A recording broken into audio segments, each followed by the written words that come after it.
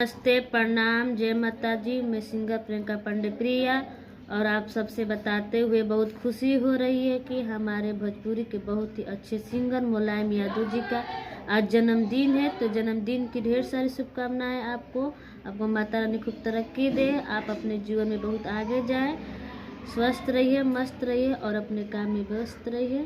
जय माता जी, धन्यवाद। हाय भाई लोग, हम भोजपुरी गायक राजा बिहारी सभी भोजपुरी भाई के पैर छू के प्रणाम करतनी। और आज हम बहुत खुश बनी कि हमारे छोट भाई मुलायम यादव, सिंगर मुलायम यादव के हैप्पी बर्थडे है। माता रानी से कृपा करब कि दिन दुगुना रात चौगुना भाई के तरक्की होखे और भाई अपन नाम करस। हर हर महादेव, जय माता दी, हैप्पी बर्थडे टू यू मेरा भाई, लव यू दिल से।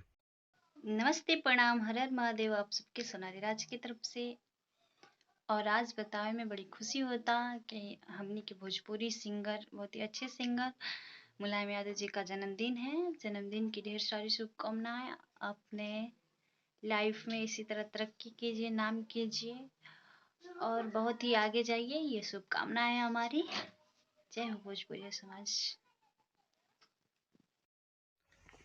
नमस्ते, प्रणाम, हर हर महादेव। हम भोजपुरी गायक किशन देहाती। आज बहुत खुशी के बात बा कि हमनी के छोट भाई मुलायम सिंह यादव के आज बर्थडे बा।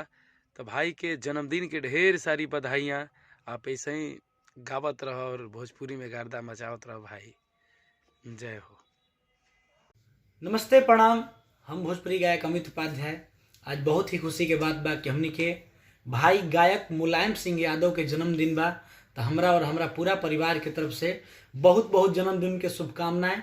असही आगे खूब बढ़, खूब तरक्की कर।